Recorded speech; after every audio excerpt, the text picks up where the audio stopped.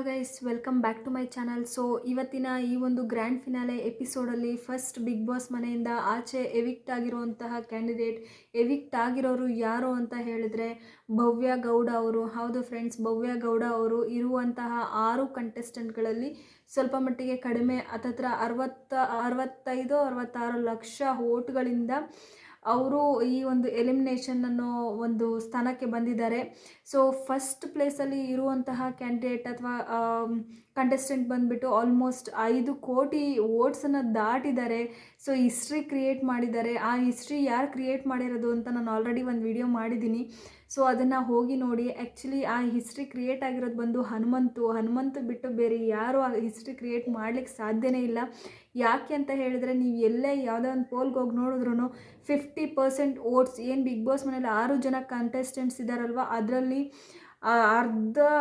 ಒಂದು ಕಂಟೆಸ್ಟೆಂಟು ಇಡೀ ಅರ್ಧ ವೋಟ್ಸ್ನ ನುಂಗಾಕೋ ಅಷ್ಟು ಕೆಪಾಸಿಟಿ ಇದೆ ಅಂತ ಹೇಳಿದ್ರೆ ಅದು ಹನುಮಂತು ಅವ್ರಿಗೆ. ಇನ್ನು ಮಿಕ್ಕಿರೋ ವೋಟ್ಸ್ ಎಲ್ಲ ಬಂದುಬಿಟ್ಟು ಬೇರೆ ಬೇರೆ ಕಂಟೆಸ್ಟೆಂಟ್ಗಳಿಗೆ ಬಂದಿದೆ. ಸೊ ಅದೇನೇ ಇರಲಿ, ಬಟ್ ಇಲ್ಲಿ ಭವ್ಯಗೌಡ ಅಂತ ಮಾತಾಡಿದಾಗ ತುಂಬ ಚೆನ್ನಾಗಿ ಆಡಿದ್ದಾರೆ. ಒಂದು ಹುಡುಗಿಯಾಗಿ ಅವರು ಎಲ್ಲಿ ಸ್ಟ್ಯಾಂಡ್ ತೊಗೋಬೇಕು ಅಲ್ಲಿ ಸ್ಟ್ಯಾಂಡ್ ತೊಗೊಂಡಿದ್ದಾರೆ. ತುಂಬ ಸ್ಟ್ರಾಂಗಾಗಿ ಆಡಿದ್ದಾರೆ. ಅತಿ ಹೆಚ್ಚು ಬಾರಿ ಹತ್ತಿದ್ದಾರೆ. ಬಿಗ್ ಬಾಸ್ ಅವರು ಮೊನ್ನೆ ಒಂದು ಅವರ ಟಿ ತುಣುಕನ್ನು ತೋರಿಸೋದ್ರ ಮುಖಾಂತರ ಅವ್ರ ಫ್ಯಾನ್ಸ್ಗಳೆದರು ಒಂದಿಷ್ಟು ಮಾತುಗಳನ್ನ ಅವ್ರ ಬಗ್ಗೆ ಹೇಳ್ತಾರೆ. ತುಂಬ ಚೆನ್ನಾಗಿ ಹೇಳ್ತಾರೆ. ಏನಂತ ಹೇಳ್ತಾರೆ ಅಂದರೆ, ಏನೇ ಮಾಡಿದ್ರು ಬಿಗ್ ಬಾಸ್ ಮನೇಲಿ ಅತಿ ಹೆಚ್ಚು ಬಾರಿ ಮಾಡಿರೋರು ಬಂದುಬಿಟ್ಟು ಅದು ಭವ್ಯಗೌಡ ಅವರೇ. ಸೊ ಅವ್ರು ಹೇಳ್ತಾರೆ, ಬಿಗ್ ಬಾಸ್ ಅತಿ ಹೆಚ್ಚು ಬಾರಿ ಕ್ಯಾಪ್ಟನ್ ಆಗಿರೋದು ಭವ್ಯಗೌಡ ಅವರು, ಅತಿ ಹೆಚ್ಚು ಬಾರಿ ಹತ್ತಿರೋದು ಕೂಡ ಭವ್ಯಗೌಡ ಅವರು. ಹಾಗೆ ಉತ್ತಮ ತಗೊಂಡಿರೋ ಏಕೈಕ ವ್ಯಕ್ತಿ ಅಂತ ಹೇಳಿದ್ರೆ, ಏಕೈಕ ಮಹಿಳೆ ಅಂತ ಹೇಳಿದರೆ ಅದು ಭವ್ಯಗೌಡ ಅವರು. ಹಾಗೆ ಅದ್ರ ಜೊತೆಗೆ ಮತ್ತು ಕಿಚ್ಚನ ಚಪ್ಪಾಳೆ ತೊಗೊಂಡಿರೋ ಏಕೈಕ ಮಹಿಳಾ ಸ್ಪರ್ಧಿ ಅಂತ ಹೇಳಿದರೆ ಅದು ಭವ್ಯಗೌಡ ಅವರು.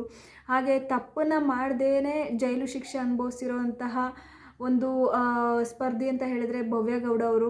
ಸೊ ಈ ರೀತಿ ಏನೇ ಮಾಡಿದ್ರೂ ಬಿಗ್ ಬಾಸ್ ಮನೆಯಲ್ಲಿ ಪರಿಪೂರ್ಣವಾಗಿ ಜೀವಿಸಿದ್ದಾರೆ. ಕಷ್ಟ, ಸುಖ, ನೋವು, ನಲಿವು, ನಗೋದು, ಕಾಮಿಡಿ, ಅಳೋದು, ಪ್ರತಿಯೊಂದರಲ್ಲೂ ಅತಿ ಹೆಚ್ಚಾಗಿ ಎಲ್ಲನೂ ಹೆಚ್ಚಾಗಿಯೇ ಅವರು ಜೀವಿಸಿದ್ದಾರೆ ಅಂತ ಹೇಳ್ಬೋದು. ಸೊ ಅದಕ್ಕೆ ಒಂದು ಸಾಕ್ಷಿಯಾಗಿ ಬಿಗ್ ಬಾಸ್ ಅವರ ಒಂದು ಆ ವೀಟಿನೇ ಇತ್ತು. ಸೊ ನಿಮಗೆ ಹೇಗೆ ಅನಿಸುತ್ತೆ ಗೈಸ್? ನೀವು ಜಸ್ಟ್ ಪಿಂಗ್ ಮಾಡಿ ಅಥವಾ ಕಮೆಂಟ್ ಮಾಡಿ. ನಿಮಗೆ ಭವ್ಯಗೌಡ ಅವರು ಎಲಿಮಿನೇಟ್ ಆಗಿದ್ದು ನಿಜವಾಗ್ಲೂ ಖುಷಿ ಕೊಡ್ತಾ ಅಥವಾ ಬೇಜಾರಾಯಿತಾ? ಅಥವಾ ಭವ್ಯಗೌಡ ಅವರ ಜಾಗದಲ್ಲಿ ಬೇರೆ ಯಾರು ಎಲಿಮಿನೇಟ್ ಆಗಬೇಕಾಗಿತ್ತು, ಬೇರೆ ಯಾರು ಅರ್ಹರಿದ್ದರು ಎಲಿಮಿನೇಟ್ ಆಗಲಿಕ್ಕೆ, ಅಥವಾ ಭವ್ಯಗೌಡ ಅವರು ಸೆಕೆಂಡ್ ರನ್ನರ್ ಅಪ್ಪೋ ಫಸ್ಟ್ ರನ್ನರ್ ಅಪ್ಪೋ ಆಗಲಿಕ್ಕೆ ಅರ್ಹತೆ ಇತ್ತಾ ಅನ್ನೋದನ್ನು ಕಮೆಂಟ್ ಮಾಡಿ ತಿಳಿಸಿ. ಸೊ ದಟ್ ನಮಗೂ ರಿಯಲೈಸ್ ಆಗುತ್ತೆ. ಸೊ ಯಾವ ಕಂಟೆಸ್ಟೆಂಟ್ಗೆ ಯಾವ ರೀತಿ ಫ್ಯಾನ್ಸ್ ಇದ್ದಾರೆ ಅಂತ ಹೇಳಿಬಿಟ್ಟು. ಸೊ ನಿಮಗೇನು ಅನಿಸುತ್ತೆ ಅನ್ನೋದನ್ನು ಕಮೆಂಟ್ ಮಾಡಿ. ಬಟ್ ಏನೇ ಇರಲಿ, ಸೊ ಅವರು ಬಿಗ್ ಬಾಸ್ ಮನೆಯ ಅಥವಾ ಬಿಗ್ ಬಾಸ್ ಸೀಸನ್ 11 ಕನ್ನಡ ಒಂದು ರಿಯಾಲಿಟಿ ಶೋ ಅಲ್ಲಿ 5ನೇ ರನ್ನರ್ ಅಪ್ ಆಗಿದ್ದಾರೆ.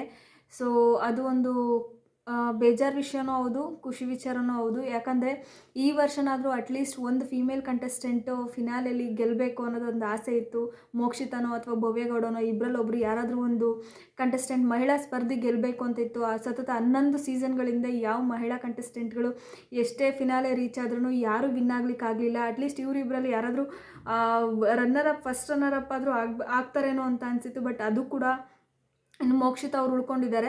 ಸೊ ಭವ್ಯಗೌಡ ಅವರು ಆಚೆ ಬಂದಿದ್ದಾರೆ. ನೋಡೋಣ ಯಾವ ರೀತಿ ನಾಳೆನ ಎಪಿಸೋಡ್ ಮುಂದುವರಿಯುತ್ತೆ ಅಂತ ಹೇಳಿಬಿಟ್ಟು. ಸೊ ನಿಮಗೆ ನೆಕ್ಸ್ಟು ಭವ್ಯಗೌಡ ಆದ ತಕ್ಷಣ ಇನ್ನು 4ನೇ ರನ್ನರ್ ಅಪ್ ಆ ಪ್ಲೇಸಲ್ಲಿ ಅಥವಾ ನೆಕ್ಸ್ಟು ಮನೆಯಿಂದ ಆಚೆ ಬರೋರು ಯಾರಾಗಿರ್ತಾರೆ ಅನ್ನೋದನ್ನು ತಿಳ್ಕೊಬೇಕು ಅಂದರೆ ಈ ಕೂಡಲೇ ಈ ಒಂದು ಚಾನಲ್ನ ಸಬ್ಸ್ಕ್ರೈಬ್ ಮಾಡಿ, ಲೈಕ್ ಮಾಡಿ. ಸೊ ದಟ್ ನಾನು ನಿಮಗೆ ಆದಷ್ಟು ಎಷ್ಟು ಬೇಗ ನನಗೆ ಅಪ್ಡೇಟ್ ಸಿಗುತ್ತೋ ಅಷ್ಟು ಬೇಗ ಈ ಚಾನಲ್ ಮುಖಾಂತರ ತಿಳಿಸ್ತೀನಿ. ಸೊ ಈ ವಿಡಿಯೋ ಇಷ್ಟ ಆಗಿದೆ ಅಂತ ಅಂದ್ಕೊತೀನಿ. ದಯವಿಟ್ಟು ಲೈಕ್ ಮಾಡಿ, ಶೇರ್ ಮಾಡಿ, ಸಬ್ಸ್ಕ್ರೈಬ್ ಮಾಡಿ. ನಾನು ನಿಮ್ಗೆ ಸಿಗ್ತೀನಿ ಮತ್ತೊಂದು ವಿಡಿಯೋದಲ್ಲಿ ಅಥವಾ ಮತ್ತೊಂದು ಪ್ರೋಮೋ ಅಪ್ಡೇಟ್ ಅಥವಾ ಎಪಿಸೋಡ್ ರಿವ್ಯೂ ಅಲ್ಲಿ. ಸೊ ಅಲ್ಲಿವರೆಗೂ ಈ ವಿಡಿಯೋ ಯಾರ್ಯಾರು ನೋಡ್ತೀರಾ ಎಲ್ರಿಗೂ ತುಂಬ ಧನ್ಯವಾದಗಳು. Thank you so much.